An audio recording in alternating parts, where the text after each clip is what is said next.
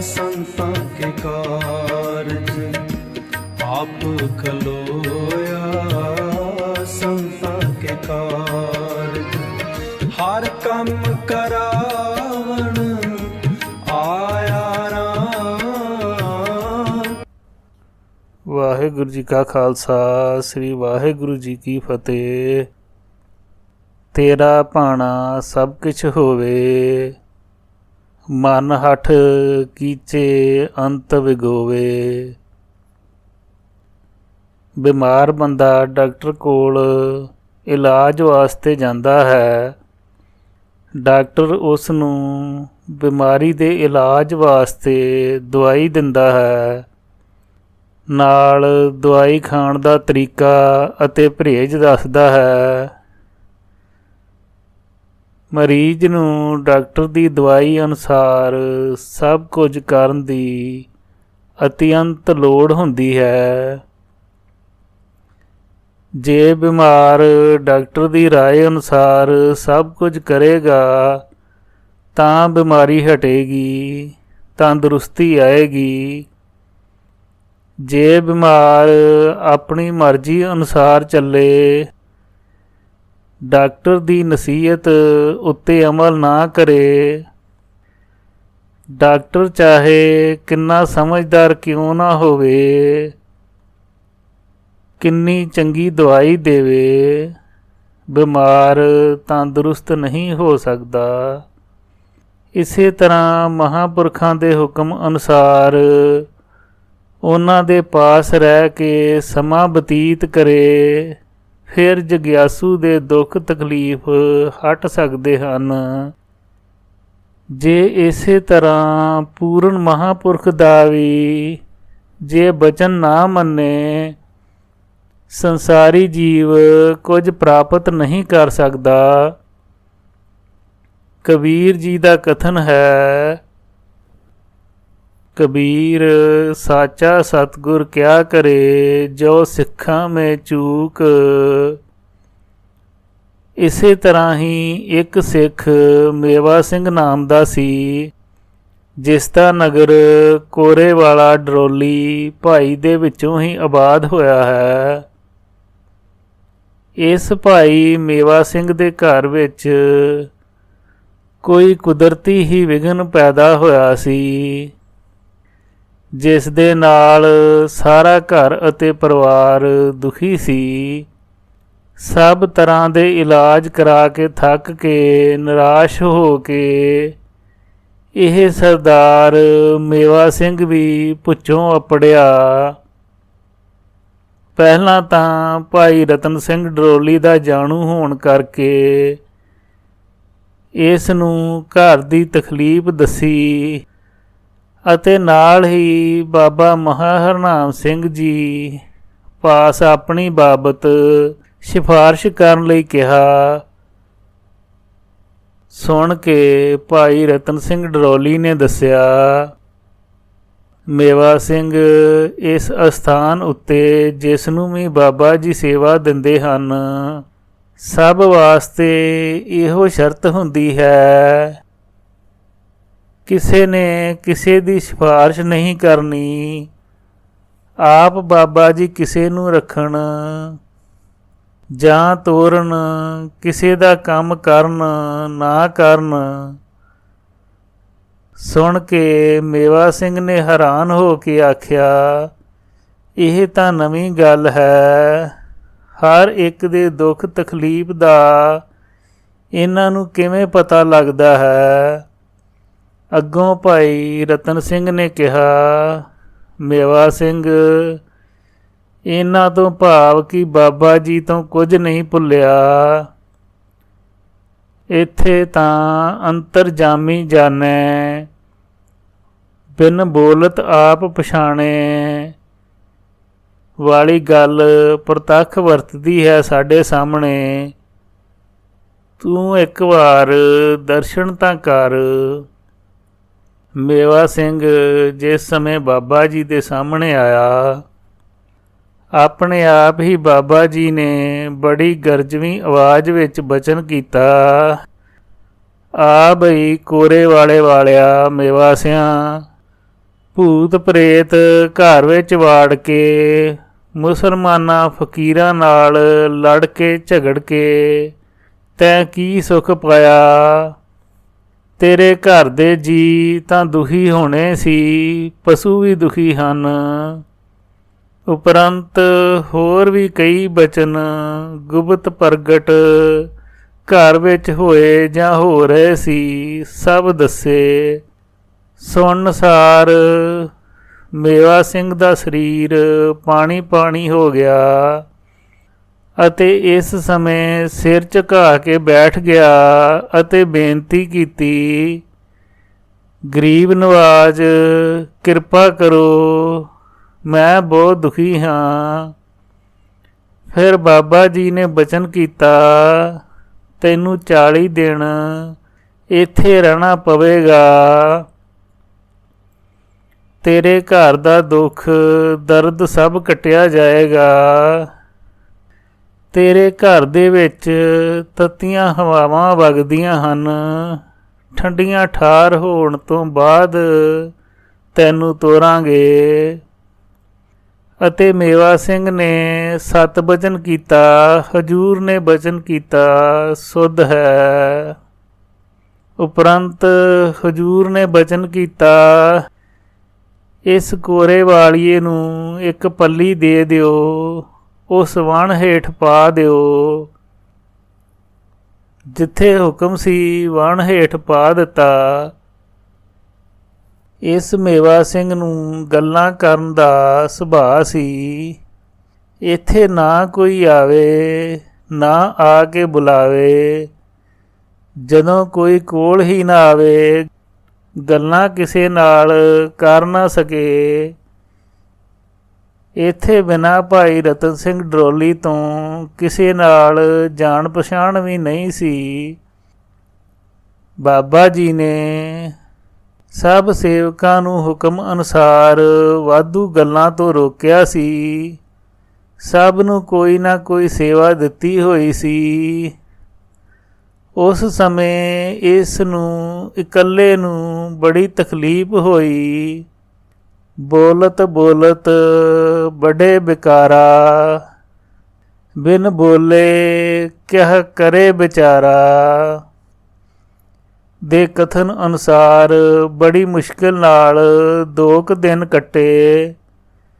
ਤੀਜੇ ਦਿਨ ਬੜਾ ਔਖਾ ਹੋ ਕੇ ਪਹਿਲਾਂ ਤਾਂ ਭਾਈ ਰਤਨ ਸਿੰਘ ਡਰੋਲੀ ਪਾਸ ਗਿਆ ਅਤੇ ਕਹਿਣ ਲੱਗਾ, ਰਤਨ ਸਿਆਂ ਮੈਂ ਬੜਾ ਔਖਾ ਹਾਂ। ਡਰੋਲੀ ਨੇ ਪੁੱਛਿਆ, ਕਿਉਂ ਮੇਵਾ ਸਿੰਘ, ਤੈਨੂੰ ਕੀ ਔਖਿਆਈ ਹੈ? ਕਹਿਣ ਲੱਗਾ, ਰਤਨ ਸਿਆਂ ਇੱਥੇ 40 ਦਿਨ ਕਦੋਂ ਪੂਰੇ ਹੋਣਗੇ? ਮੈਂ ਤਾਂ 2 ਦਿਨ ਮਸਾਂ ਪੂਰੇ ਕੀਤੇ ਹਨ। ਚੱਲ ਮੈਨੂੰ ਸੰਤਾਂ ਕੋਲ ਲੈ ਚੱਲ। ਡਰੋਲੀ ਜੀ ਕਹਿਣ ਲੱਗੇ, ਮੈਂ ਤੇਰੇ ਨਾਲ ਨਾ ਅੱਗੇ ਤੁਰਿਆ ਹਾਂ ਤੇ ਨਾ ਹੀ ਹੁਣ ਜਾਣਾ ਹੈ, ਕਿਉਂਕਿ ਸਾਨੂੰ ਹੁਕਮ ਨਹੀਂ ਹੈ। ਤੂੰ ਆਪੇ ਜਾ ਕੇ ਬੇਨਤੀ ਕਰ ਲੈ। ਇਸ ਤੋਂ ਬਾਅਦ ਆਪੇ ਹੀ ਬਾਬਾ ਜੀ ਪਾਸ ਗਿਆ, ਪਰ ਕੁਝ ਬੋਲ ਨਾ ਸਕਿਆ, ਮੁੜ ਆਇਆ। 1 ਅੱਧਾ ਦਿਨ ਹੋਰ ਕੱਟਿਆ। ਅਗਲੇ ਦਿਨ ਬੁੱਧਵਾਰ ਸੀ। ਬਾਬਾ ਜੀ ਸਭ ਨੂੰ ਬੁਲਾ ਕੇ ਇਕੱਲੇ ਇਕੱਲੇ ਨੂੰ ਪੁੱਛਿਆ ਕਰਦੇ ਸਨ, ਤੂੰ ਸੇਵਾ ਕਿਸ ਮਨੋਰਥ ਵਾਸਤੇ ਕਰਦਾ ਹੈ? ਹੁਕਮ ਅਨੁਸਾਰ ਸਭ ਦੱਸਿਆ ਕਰਦੇ ਸਨ। ਇੱਕ ਦਿਨ ਇਸ ਮੌਕੇ ਉੱਤੇ ਸੇਵਾ ਸਿੰਘ ਵੀ ਪਹੁੰਚ ਗਿਆ। ਅੱਗੇ ਬਾਬਾ ਜੀ ਬੜੇ ਬੇਪਰਵਾਹੀ ਦੇ ਲਹਿਜੇ ਵਿੱਚ ਸਭ ਨੂੰ ਇਉਂ ਬੁਲਾ ਰਹੇ ਸਨ ਜਿਵੇਂ ਪਹਿਲਾਂ ਕਿਸੇ ਨੂੰ ਜਾਣਦੇ ਹੀ ਨਾ ਹੋਣ। ਰੋਜ਼ ਰਹਿਣ ਵਾਲੇ ਸੇਵਕਾਂ ਨੂੰ ਪਤਾ ਸੀ ਮੇਵਾ ਸਿੰਘ ਨਵਾਂ ਗਿਆ ਸੀ। ਇੱਕ ਇੱਥੋਂ ਰਹਿਣ 'ਤੇ ਮਨ ਉਦਾਸ ਸੀ। ਇਹ ਸਭ ਕੁਝ ਵੇਖ ਕੇ ਹੋਰ ਵੀ ਉਦਾਸ ਅਤੇ ਹੈਰਾਨ ਹੋਇਆ। ਅਖੀਰ ਉੱਤੇ ਮੇਵਾ ਸਿੰਘ ਦੀ ਵਾਰੀ ਵੀ ਆਈ ਤੇ ਇਸ ਨੂੰ ਵੀ ਉਸੇ ਲਹਿਜੇ ਵਿੱਚ ਹੀ "ਤੂੰ ਕੌਣ ਹੈ?" ਪੁੱਛਿਆ ਤੇ "ਕਿੱਥੋਂ ਆਇਆ ਹੈ? ਕਿਸ ਵਾਸਤੇ ਆਇਆ ਹੈ?" ਉਪਰੰਤ ਮੇਵਾ ਸਿੰਘ ਨੇ ਪਿੱਛੇ ਲਿਖੇ ਅਨੁਸਾਰ ਆਪਣੇ ਘਰ ਦੀ ਤਕਲੀਫ ਦੱਸੀ। ਨਾਲ ਹੀ ਕਹਿ ਦਿੱਤਾ, "ਮਹਾਰਾਜ, ਤੁਸੀਂ ਮੈਨੂੰ 40 ਦਿਨ ਇੱਥੇ ਰਹਿਣ ਵਾਸਤੇ ਕਿਹਾ ਹੈ।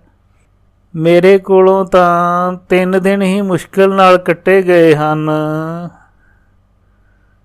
ਉਪਰੰਤ ਬਾਬਾ ਜੀ ਨੇ ਬਚਨ ਕੀਤਾ, "ਹਾਂ, ਠੀਕ ਹੈ। ਤੈਨੂੰ 40 ਦਿਨ ਇੱਥੇ ਰਹਿਣ ਦਾ ਹੁਕਮ ਤਾਂ ਹੋਇਆ ਹੈ, ਤੇਰੀ ਸੇਵਾ ਸਿਮਰਨ ਸਾਡੇ ਕੋਲ ਕੋਈ ਨਹੀਂ, ਜਿਸ ਦੇ ਸਦਕੇ ਤੇਰਾ ਕੰਮ ਛੇਤੀ ਹੋ ਜਾਵੇ। ਤੈਨੂੰ 40 ਦਿਨ ਪੂਰੇ ਕਰਨੇ ਹੀ ਪੈਣਗੇ।" ਫਿਰ ਮੇਵਾ ਸਿੰਘ ਨੇ ਕਿਹਾ, "ਜੀ 40 ਦਿਨ ਤਾਂ ਔਖੇ ਹਨ, ਮੈਂ ਰਹਿ ਨਹੀਂ ਸਕਦਾ।" ਬਾਬਾ ਜੀ ਨੇ ਬਚਨ ਕੀਤਾ, "ਔਖਾ ਸੌਖਾ ਕੱਟ ਲੈ, ਤੂੰ ਆਪ ਦੇ ਘਰ ਦੀ ਹਾਲਤ ਵੇਖ।" ਨਾਲ ਹੀ ਬਚਨ ਕੀਤਾ, "40 ਦਿਨ ਪੂਰੇ ਕਰ ਜਾ। ਜਿਸ ਨੇ ਤੇਰੇ ਵਿੱਚ ਵਿਘਨ ਪਾਇਆ ਹੈ, ਉਹ ਮੁਸਲਮਾਨ ਇੱਥੇ ਆ ਕੇ ਤੇਰੇ ਕੋਲੋਂ ਮਾਫੀ ਮੰਗੇਗਾ।" ਮੇਵਾ ਸਿੰਘ ਨੇ ਫਿਰ ਵੀ ਕਹਿਣਾ ਨਾ ਮੰਨਿਆ ਤੇ ਕਹਿਣ ਲੱਗਾ, "ਜੀ ਰਤਨ ਸਿੰਘ ਡਰੋਲੀ ਵਾਲੇ ਦੋਵੇਂ ਜੀ ਭਾਈਚਾਰੇ ਵਿੱਚੋਂ ਮੇਰੇ ਭਰਾ ਭਰਜਾਈ ਲੱਗਦੇ ਹਨ। ਉਹ ਇੱਥੇ ਸੇਵਾ ਕਰਦੇ ਹਨ, ਉਹਨਾਂ ਤੋਂ ਪੁੱਛ ਲਵੋ।" ਬਾਬਾ ਜੀ ਨੇ ਬਚਨ ਕੀਤਾ, "ਡਰੋਲੀ ਵਾਲੇ ਦੋਹਾਂ ਜੀਆਂ ਦਾ ਭਾਈਚਾਰਾ ਸਾਡੇ ਨਾਲ ਹੀ ਹੈ। ਤੂੰ ਆਪਣਾ ਕੰਮ ਕਰਾਉਣਾ ਹੈ ਤਾਂ ਕਰਵਾ ਲੈ, 40 ਦਿਨ ਪੂਰੇ ਕਰ ਲੈ।" ਸਭ ਕੁਝ ਵੇਖ ਸੁਣ ਕੇ ਮੇਵਾ ਸਿੰਘ ਦਾ ਮਨ ਰਹਿਣ ਵਾਸਤੇ ਨਹੀਂ ਮੰਨਿਆ।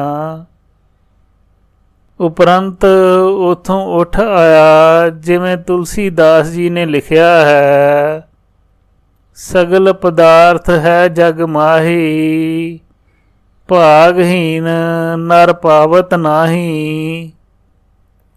ਹੋਰ ਵੀ ਕਿਹਾ, "ਭਾਗਹੀਨ ਕੋ ਨਾ ਮਿਲੇ ਭਲੀ ਵਸਤ ਕੋ ਭੋਗ, ਦਾਖ ਪੱਕੇ ਤੇ ਹੋਤ ਹੈ ਕਾਕ ਪਾਕ ਕਾ ਰੋਗ।" ਇਸ ਤੋਂ ਬਾਅਦ ਘਰ ਬੇਅੰਤ ਤਕਲੀਫ ਹੋਈ। ਜਿਨ੍ਹਾਂ ਨੇ ਵੇਖਿਆ ਉਹੀ ਜਾਣਦੇ ਹਨ। ਇਹ ਪ੍ਰਸੰਗ ਮਾਤਾ ਪਿਤਾ ਪਾਸੋਂ ਮਿਲਿਆ। "ਇਹਾ ਭਗਤ ਜਨ ਜੀਵਤ ਮਰੇ, ਗੁਰ ਪ੍ਰਸਾਦੀ ਭਵਜਲ ਤਰੇ।"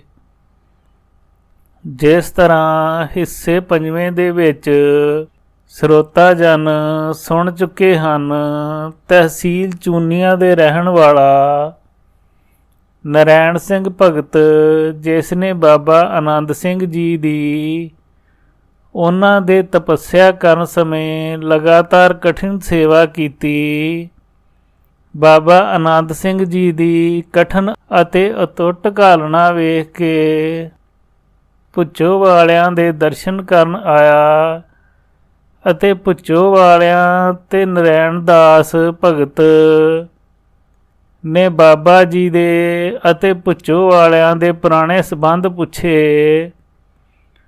ਭੁੱਚੋ ਵਾਲੇ ਮਹਾਰਾਜ ਨੇ ਜੁਗਾਂ ਜੁਗਾਂ ਦੇ ਪੁਰਾਣੇ ਸੰਬੰਧ ਦੱਸ ਕੇ ਪਹਿਲਾਂ ਤਾਂ ਨਰੈਣ ਭਗਤ ਨੂੰ ਹੈਰਾਨ ਕੀਤਾ ਅਤੇ ਫਿਰ ਪੜ੍ਹਨ ਸੁਣਨ ਵਾਲੇ ਹੋਰ ਵੀ ਹੈਰਾਨ ਹੋਏ। ਇਹ ਸੰਬੰਧ ਜੁਗਾਂ ਜੁਗਾਂ ਤੋਂ ਜੁੜਦੇ ਹਨ। ਜੁਗਾਂ ਜੁਗਾਂ ਤੋਂ ਸਾਰੀ ਸਾਰੀ ਜ਼ਿੰਦਗੀ ਘਾਲਣਾ ਹੀ ਘਾਲਣਾ ਕਰਨੀ ਪੈਂਦੀ ਹੈ। ਤਾਂ ਕਿਤੇ ਜਾ ਕੇ ਪਰਮਾਰਥ ਦੀਆਂ ਮੰਜ਼ਲਾਂ ਸਿਰੇ ਲੱਗਦੀਆਂ ਹਨ ਤੇ ਦਰਗਾਹੀ ਅਹੁਦੇ ਮੁਰਾਤਬੇ ਮਿਲਦੇ ਹਨ। ਭੁੱਚੋ ਵਾਲੇ ਬਾਬਾ ਮਹਾਂ ਹਰਨਾਮ ਸਿੰਘ ਜੀ ਵੀ ਅਤੇ ਬਾਬਾ ਆਨੰਦ ਸਿੰਘ ਜੀ ਕਲੇਰਾਂ ਵਾਲੇ ਵੀ ਬਚਨ ਕਰਿਆ ਕਰਦੇ ਸਨ, ਇਹ ਵਸਤੂ ਕਿਤੇ ਦਰਖਤਾਂ ਨਾਲ ਨਹੀਂ ਲੱਗੀ ਜਿੱਥੋਂ ਬੰਦਾ ਤੋੜ ਕੇ ਲੈ ਜਾਏਗਾ। ਇੱਥੇ ਦੁਨਿਆਵੀ ਪੜ੍ਹਾਈ ਪੂਰੀ ਕਰਨੀ ਪਵੇ ਤਾਂ ਬੰਦੇ ਨੂੰ ਕਿੰਨਾ ਸਮਾਂ ਸਕੂਲਾਂ, ਕਾਲਜਾਂ, ਯੂਨੀਵਰਸਿਟੀਆਂ ਵਿੱਚ ਗੁਜ਼ਾਰਨੇ ਪੈਂਦੇ ਹਨ। ਕਿਤਨੇ ਕੁ ਬੰਦੇ ਹਨ ਜਿਹੜੇ ਚੰਗੇ ਨੰਬਰਾਂ 'ਤੇ ਪਾਸ ਹੁੰਦੇ ਹਨ, ਜੇ ਗਿਣਤੀ ਕਰੋ ਤਾਂ ਬਹੁਤ ਘੱਟ ਮਿਲਣਗੇ। ਇੱਥੇ ਦੁਨਿਆਵੀ ਪੜ੍ਹਾਈ ਵਿੱਚ ਤਾਂ ਰੋਲ ਘਚੋਲਾ ਪੈ ਜਾਂਦਾ ਹੈ, ਪਰ ਜਿੱਥੇ ਸਮਰੱਥ ਮਹਾਂਪੁਰਖਾਂ ਦੀ ਅਗਵਾਈ ਵਿੱਚ ਪਰਮਾਰਥ ਦੀ ਪੜ੍ਹਾਈ ਕਰਨੀ ਪਵੇ ਉੱਥੇ ਸੱਚੋ ਹੀ ਸੱਚ ਨਿਬੜੇ ਵਾਲੀ ਗੱਲ ਹੁੰਦੀ ਹੈ। ਬਾਬਾ ਜੀ ਮਹਾਂ ਹਰਨਾਮ ਸਿੰਘ ਜੀ ਪਾਸ ਜੇ ਕਿਸੇ ਸੇਵਕ ਨੇ ਬੇਨਤੀ ਕਰਨੀ ਕਿ ਮਹਾਰਾਜ ਮੇਰਾ ਨਿਤਨੇਮ ਕਰਨ ਜਾਂ ਸੇਵਾ ਕਰਨ ਨੂੰ ਦਿਲ ਨਹੀਂ ਕਰਦਾ, ਜਾਂ ਮੈਥੋਂ ਸੇਵਾ ਸਿਮਰਨ ਨਹੀਂ ਹੁੰਦੇ, ਉਸ ਸੇਵਕ ਨੂੰ ਕਦੇ ਉਸੇ ਸਮੇਂ ਹੀ ਕਹਿਣਾ ਕਿ ਇਸ ਦੀ ਸਰਾ ਕਰਾਓ, ਕਦੇ ਕੁਝ ਸਮਾਂ ਚੁੱਪ ਰਹਿਣ ਪਿੱਛੋਂ ਸਰਾ ਕਰਾਉਣੀ। ਆਪਣੀ ਮਰਿਆਦਾ ਕਰਾਉਣ ਤੋਂ ਬਾਅਦ ਸੇਵਾ ਸਿਮਰਨ ਕਰਨ ਦਾ ਅਨੋਖਾ ਹੀ ਉਤਸ਼ਾਹ ਪ੍ਰਾਪਤ ਹੁੰਦਾ ਸੀ। ਇਹ ਰਸ ਜਿਨ੍ਹਾਂ ਨੂੰ ਮਿਲਿਆ ਉਹ ਜਾਣਦੇ ਹਨ। ਇਹ ਜੁਗਾਂ ਜੁਗਾਂ ਦੀ ਅਤੇ ਸਵਾਸ ਸਵਾਸ ਘਾਲਣਾ ਕਮਾਈ ਕਰਨ ਦਾ ਪਤਾ ਪਿਛਲੇ ਬਚਨ ਕਿ ਮਹਾਂਪੁਰਖਾਂ ਦਾ ਤ੍ਰੇਤਾ ਯੁੱਗ ਤੋਂ ਸਾਡੇ ਨਾਲ ਸੰਬੰਧ ਹੈ। ਹਿਸਾਬ ਕਰੋ ਕਿ ਤ੍ਰੇਤੇ ਯੁੱਗ ਤੋਂ ਲੈ ਕੇ ਸਾਰਾ ਦੁਆਪਰ ਯੁੱਗ, ਬਾਕੀ ਹਜ਼ਾਰਾਂ ਵਰੇ ਕਲਯੁੱਗ ਦਾ ਸਮਾਂ ਬਾਬਾ ਮਹਾਂ ਹਰਨਾਮ ਸਿੰਘ ਜੀ ਦੱਸਿਆ ਕਰਦੇ ਸਨ। ਜਿਹੜਾ ਸਮਾਂ ਅੱਜ ਅਸੀਂ ਦਿੱਤਾ ਹੈ, ਇਸ ਸਮੇਂ ਕਿਸੇ ਸੇਵਕ ਦੀ ਕੀਤੀ ਗਲਤੀ ਜਨਮਾਂ ਜਨਮਾਂ ਦੇ ਚੱਕਰ ਵਿੱਚ ਪਾ ਦੇਵੇਗੀ। ਵੇਖਿਓ ਕਿਤੇ ਕੋਈ ਭੁੱਲ ਨਾ ਕਰਿਓ। ਇੱਕ ਵਾਰ ਬਾਬਾ ਮਹਾਂ ਹਰਨਾਮ ਸਿੰਘ ਜੀ ਨੇ ਬਾਬਾ ਆਨੰਦ ਸਿੰਘ ਜੀ ਕਲੇਰਾਂ ਵਾਲਿਆਂ ਨੂੰ ਫਰਮਾਇਆ, ਤੁਹਾਡਾ ਪਿਛਲਾ ਇੱਕ ਜਨਮ ਪਾਕਪਟਨ ਵਿੱਚ ਸੇਖ ਬ੍ਰਹਮ ਦਾ ਸੀ। ਤੁਹਾਨੂੰ 2 ਵਾਰੀ ਗੁਰੂ ਨਾਨਕ ਸਾਹਿਬ ਜਾ ਕੇ ਮਿਲੇ ਸਨ ਤੇ ਮਹਾਂਪੁਰਖੋ ਤੁਸੀਂ ਉਸ ਸਮੇਂ ਕੰਧ ਭਜਾ ਕੇ ਲੈ ਗਏ ਸੀ। ਗੁਰੂ ਨਾਨਕ ਦਾ ਦਰਸ਼ਨ ਕਰਨ ਵਾਸਤੇ ਤੁਹਾਡੇ ਮਨ ਵਿੱਚ ਪ੍ਰਬਲ ਤਾਂਘ ਸੀ। ਇਸ ਤੋਂ ਉਪਰੰਤ ਇੱਕ ਵਾਰ ਬਾਬਾ ਆਨੰਦ ਸਿੰਘ ਜੀ ਮਹਾਰਾਜ ਨੇ ਕਲੇਰੀ ਬਚਨ ਕੀਤਾ ਸੀ ਕਿ ਡਰੌਲੀ ਜਿਨ੍ਹਾਂ ਮਹਾਂਪੁਰਖਾਂ ਨੇ ਮਹਾਰਾਜਾ ਰਣਜੀਤ ਸਿੰਘ ਦੀ ਮਾਂ ਤੋੜੇ ਵਿੱਚ ਪਾ ਕੇ ਦੱਬੀ ਹੋਈ ਕਢਾਈ ਸੀ, ਉਹ ਭੁੱਚੋ ਵਾਲਿਆਂ ਦਾ ਪਿਛਲਾ ਜਨਮ ਸੀ। ਫਿਰ ਬਚਨ ਕੀਤਾ ਕਿ ਭੁੱਚੋ ਵਾਲੇ ਜਦੋਂ ਵੀ ਸੰਸਾਰ ਵਿੱਚ ਆਏ, ਲੰਮੀ ਆਰਜਾ ਲੈ ਕੇ ਆਏ। 10ਵੇਂ ਪਾਤਸ਼ਾਹ ਤੋਂ ਲੈ ਕੇ ਭੁੱਚੋ ਵਾਲਿਆਂ ਦਾ ਇਹ ਤੀਜਾ ਸਰੀਰ ਸੀ। ਇਹਨਾਂ ਨੇ ਹਰ ਸਰੀਰ ਵੇਲੇ ਆਪਣੀ ਰਹਿਣੀ ਬਹਿਣੀ ਇਹੋ ਜਿਹੀ ਹੀ ਰੱਖੀ ਹੈ ਜਿਵੇਂ ਇਸ ਸਮੇਂ ਰਹੇ ਹਨ। ਫਿਰ ਆਪਣੀ ਬਾਬਤ ਇਤਨਾ ਕੁ ਹੀ ਦੱਸਿਆ। 10ਵੇਂ ਪਾਤਸ਼ਾਹ ਤੋਂ ਲੈ ਕੇ ਅੱਜ ਤੱਕ ਛੋਟੀ ਛੋਟੀ ਆਰਜਾ ਵਾਲੇ ਸਾਡੇ ਕਈ ਸਰੀਰ ਹੋਏ ਹਨ। ਹੋ ਕਿਆ ਸਲਾਹੀ ਕਿਰਮ ਜੰਤ ਵੱਡੀ ਤੇਰੀ ਵਡਿਆਈ। ਮੈਂ ਪੇਖਿਓ ਰੀ ਊਚਾ ਮੋਹਨ ਸਭ ਤੇ ਊਚਾ। ਆਨ ਨ ਸਮਸਰ ਕੋ ਲਾਗੇ ਚੂੰਡ ਰਹੇ ਹਮ ਮੂਚਾ। ਇੱਕ ਵਾਰ ਬਾਬਾ ਆਨੰਦ ਸਿੰਘ ਜੀ ਮਹਾਰਾਜ ਕਲੇਰਾਂ ਵਾਲਿਆਂ ਨੇ ਵਚਨ ਕੀਤਾ ਸੀ ਕਿ ਅੱਜ ਸਾਨੂੰ ਦ੍ਰਿਸ਼ਟਾਂਤ ਹੋਇਆ, ਜਿਸ ਤਰ੍ਹਾਂ ਭੁੱਚੋ ਵਾਲਿਆਂ ਨੇ ਸਰੀਰ ਧਾਰਨ ਕਰ ਲਿਆ ਹੈ ਤੇ ਉਹ ਰਿੜੇ ਫਿਰਦੇ ਹਨ। ਅਸੀਂ ਮੱਥਾ ਟੇਕਿਆ ਤੇ ਉਹ ਖਲੋ ਗਏ ਤੇ ਅਸੀਂ ਬੇਨਤੀ ਕੀਤੀ ਕਿ ਗਰੀਬ ਨਵਾਜ਼ ਹੁਣ ਕਿਉਂ ਸਰੀਰ ਧਾਰਿਆ, ਤਾਂ ਅੱਗੋਂ ਉਹ ਹੱਸ ਪਏ। ਫਿਰ ਬੇਨਤੀ ਕੀਤੀ ਕਿ ਗਰੀਬ ਨਵਾਜ਼, ਜੋ ਤੁਸੀਂ ਕਿਰਪਾ ਸਾਡੇ ਉੱਤੇ ਕੀਤੀ ਹੈ ਅਸੀਂ ਤੁਹਾਡੇ ਚਰਨਾਂ ਵਿੱਚ ਰੱਖ ਦਈਏ। ਤੇ ਫਿਰ ਬਾਲ ਸਰੂਪ ਭੁੱਚੋ ਵਾਲੇ ਹੱਸ ਕੇ ਅੱਗੇ ਚਲੇ ਗਏ। ਫਿਰ ਕੋਈ ਬਚਨ ਨਹੀਂ ਕੀਤਾ। ਇੱਥੇ ਨਾਨਕਸਰ ਵਿੱਚ ਇੱਕ ਵਾਰ ਬਾਬਾ ਈਸਰ ਸਿੰਘ ਜੀ ਦੇ ਦੀਵਾਨ ਵਿੱਚ 16 ਇਕੋਤਰੀਆਂ ਇੱਕੋ ਸਮੇਂ ਬਚਨ ਕੀਤਾ ਸੀ। ਹੁਣ ਜਿਹੜਾ ਮਹਾਂਪੁਰਖ ਆਇਆ ਸਾਥੋਂ ਹਜ਼ਾਰਾਂ ਗੁਣਾ ਵੱਧ ਤਾਕਤ ਵਾਲਾ ਆਏਗਾ। ਇਸ ਸਮੇਂ ਲੇਖਕ ਵੀ ਸੰਗਤ ਵਿੱਚ ਸੀ। ਹੋਰ ਤਾਂ ਹੋਰ ਬਾਬਾ ਈਸਰ ਸਿੰਘ ਜੀ ਬਚਨ ਕਰਦੇ ਸਨ, ਅਸੀਂ ਜੋ ਕੁਝ ਕੀਤਾ ਹੈ ਬਾਬਾ ਜੀ ਦੀ ਕਿਰਪਾ ਨਾਲ ਹੀ ਕੀਤਾ ਹੈ। ਇਸ ਤਰ੍ਹਾਂ ਹੋਰ ਕਈ ਬਚਨ ਬਾਬਾ ਜੀ ਨੇ ਲੇਖਕ ਦੇ ਪਿਤਾ ਨਾਲ ਲੇਖਕ ਦੇ ਸਾਹਮਣੇ ਕੀਤੇ। ਤੇਰੀ ਵਡਿਆਈ ਤੂੰ ਹੈ ਜਾਣਦਾ, ਤੁਧ ਜੇਵੜ ਅਵਰ ਨ ਕੋਈ। ਇਹਨਾਂ ਉੱਪਰਲੇ ਬਚਨਾਂ ਵਿੱਚੋਂ ਕਈ ਬਚਨ ਲੇਖਕ ਨੂੰ ਪਿਤਾ ਜੀ ਪਾਸੋਂ, ਫਿਰ ਕਈ ਬਾਬਾ ਹਜੂਰਾ ਸਿੰਘ ਜੀ ਪਾਸੋਂ ਤੇ ਕਈ ਸੰਗੀਆਂ ਪਾਸੋਂ ਮਿਲੇ। ਸ੍ਰੀ ਵਾਹਿਗੁਰੂ ਜੀ ਕਾ ਖਾਲਸਾ, ਸ੍ਰੀ ਵਾਹਿਗੁਰੂ ਜੀ ਕੀ ਫਤਿਹ।